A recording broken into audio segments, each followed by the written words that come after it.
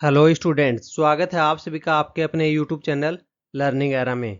आज के हम इस वीडियो के अंदर है डिस्कस करने जा रहे हैं कि एसएससी सीजीएल 2025 का जो टीयर 1 एग्जामिनेशन है वो कंप्लीट हो चुका है 26 तारीख को।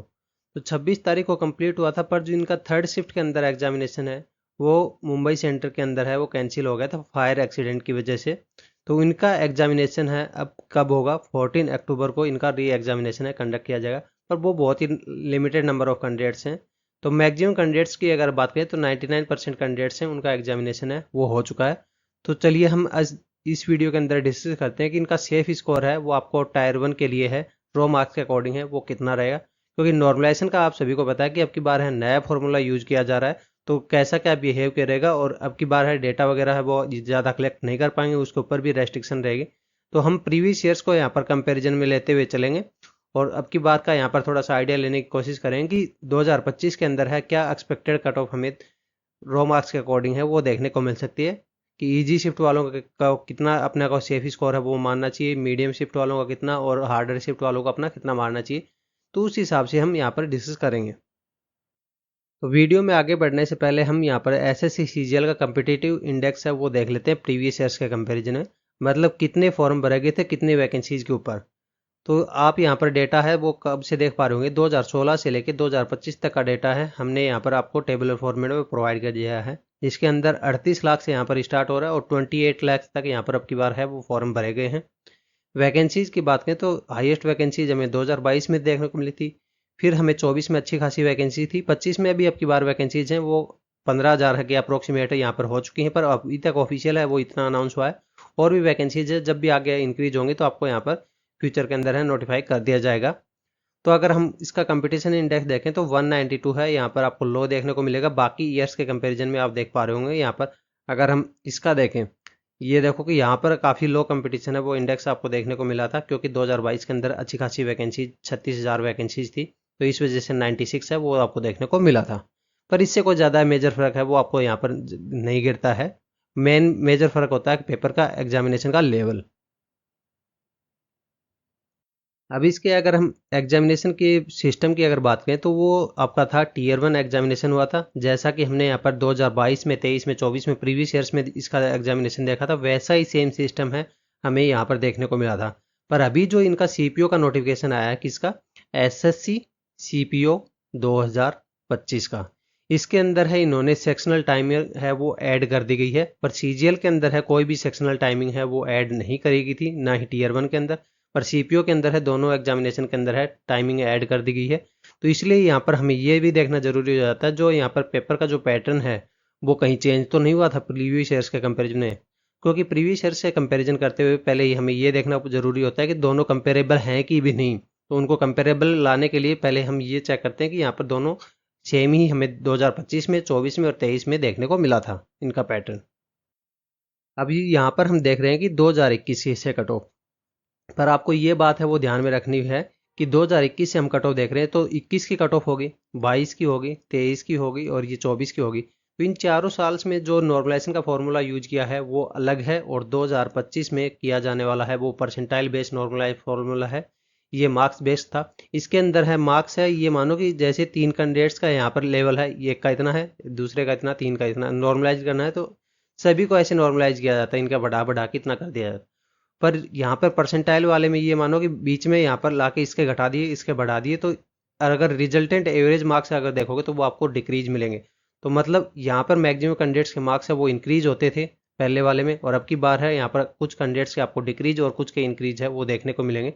तो इस वजह से भी आपको कट ऑफ है वो लो देखने को मिलेगी। पर हम इसकी बात करें 2021 के अंदर तो उस टाइम पे यहाँ पर कितने कैंडिडेट्स को क्वालिफाई किया गया था, 1,13,000 को क्वालिफाई किया गया था, और ये उस टाइम के नॉर्मलाइज्ड मार्क्स के अकॉर्डिंग है इनकी कट ऑफ हमें देखने को मिली थी। अब अगर हम 22 की देखें तो 2022 के अंदर है काफ़ी लो कट ऑफ आपको देखने को मिलेगी, क्योंकि उस टाइम में क्या हुआ था, 2022 के अंदर है अच्छी खासी वैकेंसी थी, हाईएस्ट वैकेंसी थी 36,000। तो इस वजह से नंबर ऑफ कैंडिडेट्स की अगर बात करें तो वो कितने बुलाए गए थे, वो बुलाए गए थे 3,60,000 कैंडिडेट्स है वो बुलाए गए थे। तो इस वजह से आप ये कट ऑफ है, आप किसी भी कैटेगरी को उठा लो, यूआर के अंदर है 114 नॉर्मलाइज्ड मार्क्स के अकॉर्डिंग कट ऑफ हमें देखने को मिली थी। एससी एसटी की तो बिलो 100 ही कट ऑफ हमें देखने को मिल गई थी। इतनी लो कट ऑफ हमें टीयर 1 के अंदर है देखने को मिली थी, ड्यू टू यहाँ पर नंबर ऑफ कैंडिडेट्स, ये देखो कि नंबर ऑफ कैंडिडेट्स का सबसे ज़्यादा फर्क पड़ता है कि कितने कैंडिडेट्स से बुलाए जाएंगे। अगर 10 गुना कैंडिडेट्स बुलाए जाएँ तो कट ऑफ अलग होगी, 12 गुना बुलाए तो अलग, 15 गुना बुलाए तो अलग। इस वजह से ये कट ऑफ है, इस पे भी डिपेंड, बहुत ज़्यादा डिपेंड करती है कि कितने कैंडिडेट्स को ये बुला रहे हैं। अब अगर हम 23 का देखें, 2023 का, तो 2023 के अंदर है इन्होंने बहुत कम कैंडिडेट्स को बुलाया था, ओनली 71,000 कैंडिडेट्स को बुलाया था। इस वजह से ये कट ऑफ है आपको अच्छी खासी हाई देखने को मिल रही थी। 150 कट ऑफ है यूआर के अंदर गई थी, और ईडब्ल्यूएस की 143 थी, 145 है ओबीसी की हमें देखने को मिली थी। अब हम 2024 की अगर बात करें तो 2024 के अंदर है, ये देखो कि यूआर की जो कट ऑफ है 2 बार हमें देखने को मिली थी। एक बार हमें 1,60,000 स्टूडेंट्स की देखने को मिली थी, फिर 609 एक्स्ट्रा कैंडिडेट्स को यहाँ पर एग्जाम से कुछ दिन पहले ही वापस से क्वालिफाई किया गया था कोर्ट केस के ऑर्डर के कारण। फिर इनकी कट ऑफ है वो रिवाइज की गई थी, तो जो रिवाइज कट ऑफ हमें यूआर की देखने को मिली थी वो थी 153.18 हमें कट ऑफ है नॉर्मलाइज्ड मार्क्स के अकॉर्डिंग। ओबीसी के अकॉर्डिंग है 146.26 है नॉर्मलाइज्ड मार्क्स के अकॉर्डिंग, ये ओल्ड नॉर्मलाइजेशन फॉर्मूला के अकॉर्डिंग थी। तो इस वजह से भी यहाँ पर इंक्रीज है मार्क्स अगर बढ़े। मतलब ये है कि अगर हम 2024 के डेटा के ऊपर है, अगर ओल्ड नॉर्मलाइजेशन फार्मूला के अकॉर्डिंग कट ऑफ निकालें तो ये आएगी। अगर हम नए नॉर्मलाइजेशन फार्मूला के अगर कट ऑफ निकालें तो यही कट ऑफ है आपको सभी कैटेगरी के अंदर 10 से 12 नंबर है डिक्रीज होती हुई देखने को मिल जाती है।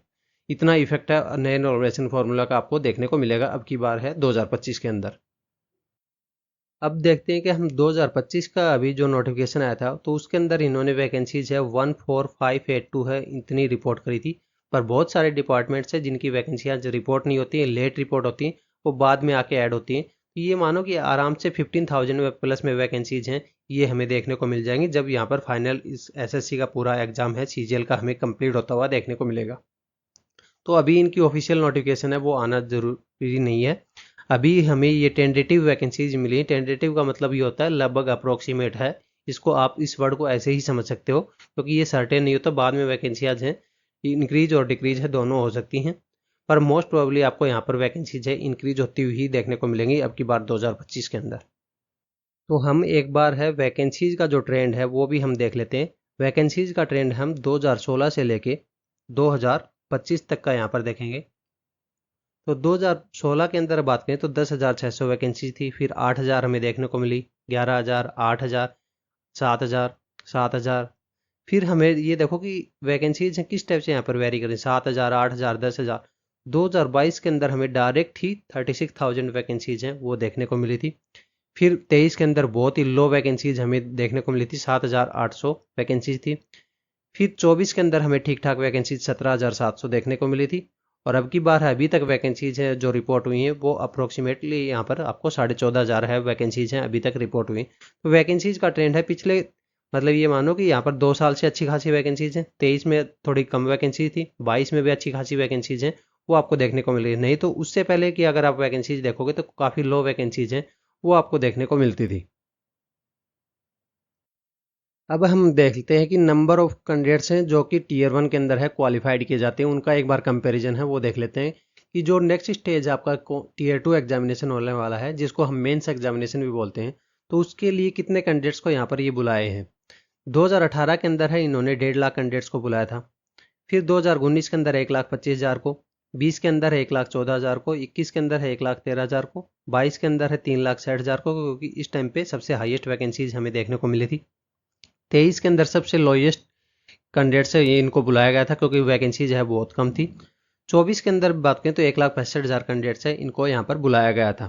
तो इस टाइप से हमें ये सिनेरियो है वो देखने को मिलता है कि नंबर ऑफ कैंडिडेट्स हैं वो कितने क्यों ना है यहाँ पर बुलाए जाएंगे। तो इस टाइप से यहाँ पर हमें इनका एक सिनेरियो वाइज है वो देखने को मिल जाता है। अब आपको क्या करना है कि आपको नेक्स्ट स्टेज आपका क्या होगा, आपका मेंस एग्जामिनेशन होगा। मेंस एग्जामिनेशन के अंदर है आपके 4 मेन सब्जेक्ट होते हैं। फिर बाद में आपका कंप्यूटर का एग्जामिनेशन है वो क्वालिफाइंग होता है। कंप्यूटर के बाद में आपका टाइपिंग होता है। तो ये जो कैंडिडेट्स की अगर बात करें तो पिछली बार है कंप्यूटर के अंदर भी बहुत सारे कैंडिडेट्स हैं वो फेल हो गए थे जिनके इन चारों सब्जेक्ट के अंदर है वो अच्छे मार्क्स थे, कंप्यूटर के अंदर क्वालिफाइंग मार्क्स है वो भी नहीं ले पाए आए थे। तो इसलिए आपको कंप्यूटर के अंदर भी अच्छा खासा ध्यान है वो देना है, क्योंकि आपको ये नहीं कि अब मैं रीजनिंग है मैथ करूंगा, इंग्लिश करूंगा, जीके करूंगा बढ़िया से, कंप्यूटर को लास्ट में देख लूंगा 10 दिन, ऐसी बात नहीं चलेगी। क्योंकि इसी सोच के कारण बहुत सारे कैंडिडेट्स हैं पिछली बार है वो रह गए। उनके मार्क्स हैं अच्छे खासे मार्क्स आ रहे हैं। अगर हम रैंकिंग के अंदर अगर बात करें तो ये मानो कि रैंकिंग के अंदर है, टॉप 5000 के अंदर है, वो अपना स्पोर्ट कर रहे हैं, फिर भी उनका फाइनल सिलेक्शन है वो नहीं देखने को मिला, क्योंकि उनके कंप्यूटर के अंदर है क्वालिफाइंग मार्क्स नहीं आ रहे थे। किसी के अंदर है उनकी टाइपिंग है वो परफॉर्म नहीं हो पा रही थी। टाइपिंग के अंदर 27 WPM की मिनिमम स्पीड होती है, किसी के अंदर है एरर ज़्यादा था, कोई स्पीड को मैच नहीं कर पा रहा था। तो इसलिए आपको कंप्यूटर की और टाइपिंग की जो प्रैक्टिस है वो अभी से आप स्टार्ट कर सकते हो। आज की इसमें अंदर आपको ज़्यादा कुछ टाइम देने की जरूरत नहीं है, डेली का 1 से 2 घंटा है, आप कंप्यूटर की टाइपिंग के अंदर और इस अपनी स्पीड है वो इम्प्रूव कर पाओगे। क्योंकि टाइपिंग है वो सीखना आप सीख लोगे, सीखने के बाद में आपको कोई स्पीड है वो इम्प्रूव करनी है। 27 की स्पीड है तो 27 की स्पीड है ना, तो आपको ये टारगेट रखना है कि मेरे को 35 तक की स्पीड है वो अचीव करनी है। तभी जाके आप एग्जाम में इजीली 27 की स्पीड है वो परफॉर्म कर पाओगे, क्योंकि एग्जाम का है आपको कोई भरोसा नहीं। एग्जाम के अंदर आपको एग्जाम प्रेशर की वजह से स्पीड है वो डिक्रीज होगी। दूसरा हो सकता है कि आपका कीबोर्ड है थोड़ा सा लो क्वालिटी का हो, उसकी वजह से भी स्पीड है वो आपको यहाँ पर डिक्रीज हो जाए। कुछ भी यहाँ पर अनफॉर्चुनेट सिचुएशन हो जाए कि आपको एक लाइन है स्किप हो जाए गलती से, तो उस यहाँ पे स्पीड है वो आपकी डिक्रीज हो जाएगी। तो इसलिए आपको यहाँ पर बोनस के तौर पे स्पीड है वो अपनी इंक्रीज करके ही चलनी पड़ेगी। टाइपिंग की प्रैक्टिस के लिए आपको ज़्यादा कुछ यहाँ पर लोड लेने की जरूरत नहीं है। नीचे डिस्क्रिप्शन में आपको यहाँ पर वेबसाइट का लिंक है और कमेंट बॉक्स में भी हमने यहाँ पर पिन कर दिया है। वहाँ पर जैसे ही आप वेबसाइट के ऊपर जाओगे, हमारी वेबसाइट है learningera.co.in है या फिर .in है, जो भी वेबसाइट का एक्सटेंशन आप टाइप करोगे दोनों हमारा ही है। learningera.in के ऊपर जाओगे तो वहाँ पर आपको ये जो टाइपिंग टेस्ट है ये मिलेगा, उसके अंदर जा सकते हो, या फिर डायरेक्ट आपको जो लिंक है डिस्क्रिप्शन में और कमेंट बॉक्स में पिन किया है, अगर उसके ऊपर जाओगे तो आपको ये पेज है देखने को मिलेगा। इसके अंदर है हम यहाँ पर दोनों तरह की टाइपिंग है वो प्रोवाइड कर रहे हैं, इंग्लिश की भी और हिंदी की भी। पर मैक्सिमम लोग है वो इंग्लिश के अंदर ही प्रेफर करते हैं, तो यहाँ पर इसलिए डिफ़ॉल्ट के अंदर है आपको इंग्लिश रखा हुआ है। इसके अंदर से आप जैसे NVS एग्ज़ाम है, NTPC एग्ज़ाम है, CGL एग्ज़ाम है, जिसके भी अंदर आप प्रैक्टिस करना चाहते हो उसकी यहाँ पर प्रैक्टिस है आप कर पाओगे। आप सभी एग्ज़ाम से आपके लिए एक बार इनरोल होने के बाद में आपके सभी एग्ज़ाम्स है वो ओपन हो जाएंगे और दोनों तरह की टाइपिंग है आपके लिए ओपन हो जाएगी। अब इसके अंदर इंटरफेस की अगर बात करें तो इंटरफेस आपको बिल्कुल एज इट इज़ है, रियल एग्जाम इंटरफेस है वो आपको देखने को मिलेगा, जैसा एग्जाम इंटरफेस हमें एक्चुअल एग्जाम इंटरफेस SSC के ऊपर है देखने को मिलता है। जहाँ पर ऊपर की साइड में आपको पैसेज रहेगा, नीचे आपको पैसेज है वो लिखना रहता है। लेफ्ट साइड में ये कुछ फीचर्स हैं वो हमने यहाँ पर एक्स्ट्रा ऐड कर दिए हैं आपकी सहूलियत के लिए।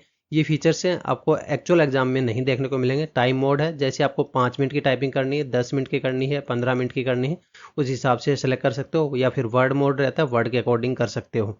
बैक स्पेस है ऑन ऑफ कर सकते हो, साउंड है ऑन ऑफ कर सकते हो, फॉन्ट साइज इंक्रीज और डिक्रीज कर सकते हो। यहाँ पर हाईलाइट का फीचर्स है दिया हुआ है, पर SSC के अंदर आपको एक्चुअल एग्जाम के अंदर है नहीं देखने को मिलेगा, पर फिर भी आप स्टार्टिंग के अंदर इसको यूज कर सकते हो। ये लाइव स्पीड का एग्जाम्पल है कि इसके अंदर है जैसे जैसे आप टाइप करते जाओगे वहाँ वैसे वैसे आपकी स्पीड और एक्यूरेसी है आपको देखने को हुए मिल जाएगी।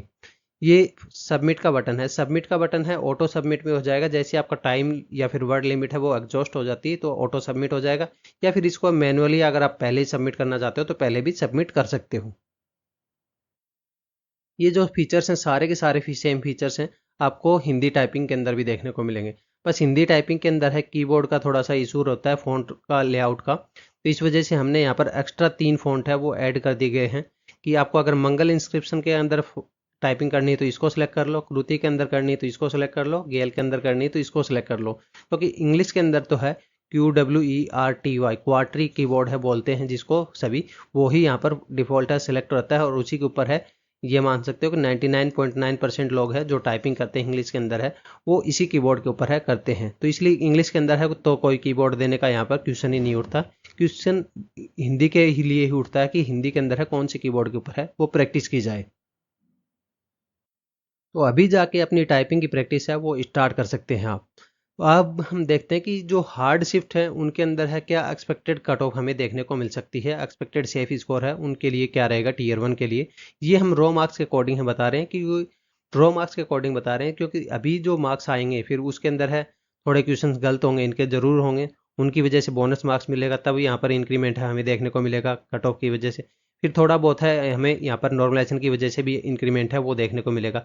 तो हम इसलिए रॉ मार्क्स के अकॉर्डिंग बता रहे हैं कि रॉ मार्क्स के अकॉर्डिंग है आप कितने स्कोर अगर आपका आ रहा है तो आप अपने आप को यहाँ पर सेफ इस कंसीडर है कर सकते हो कि आपको कट ऑफ है वो क्लियर हो जाएगी। यूआर के अंदर है अगर आप हार्ड शिफ्ट के अंदर हो तो यूआर के लिए जो हमारा सेफ स्कोर निकल के आ रहा है वो है 126 मार्क्स का।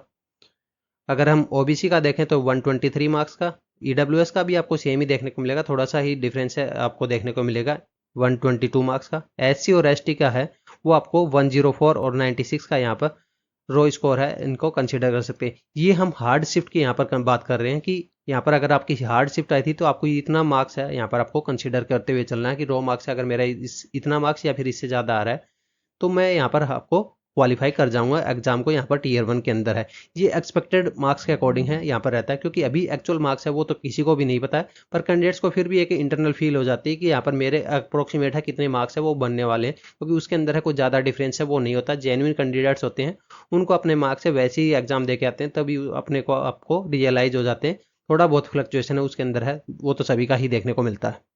फिर अगर आपका मॉडरेट शिफ्ट के अंदर है एग्जाम था तो आपके यूआर के लिए सेफ स्कोर है 132 होगा, ओबीसी के लिए 129 और 126 है ईडब्ल्यूएस के लिए, एससी और एसटी के लिए 112 और 101 का यहाँ पर सेफ स्कोर है हमारी तरफ से रहने वाला। आपका एग्जाम है कौन सी डे के अंदर था और कौन सी शिफ्ट के अंदर था और आपने कितने अटेम्प्ट किए और आपकी एक्यूरेसी है आपके अकॉर्डिंग है, उसके अकॉर्डिंग है कितने एक्सपेक्टेड मार्क्स है वो आपके बन सकते हैं, वो हमें कमेंट बॉक्स में डाल के अभी पहले ही बता सकते हैं।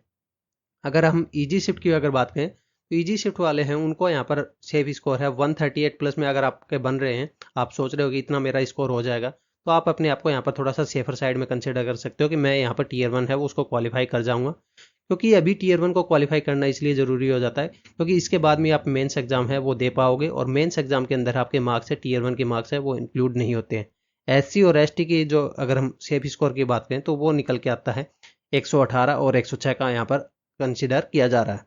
तो ये हमारा हार्ड शिफ्ट का, इजी शिफ्ट का और मॉडरेट शिफ्ट का यहाँ पर कंसिडर किया जा रहा है। रो मार्क्स के अकॉर्डिंग हम यहाँ पर बता रहे हैं, क्योंकि इसके बाद में यहाँ पर रॉन्ग क्वेश्चंस होंगे, उनकी वजह से कट ऑफ है थोड़ी इंक्रीज हमें देखने को मिलेगी। नॉर्मलाइजेशन की वजह से भी थोड़ा सा स्लाइट इंक्रीमेंट है हमें देखने को मिल सकता है, कुछ ज़्यादा यहाँ पर इंक्रीमेंट है इस साइड से हमें देखने को मिल जाएगा।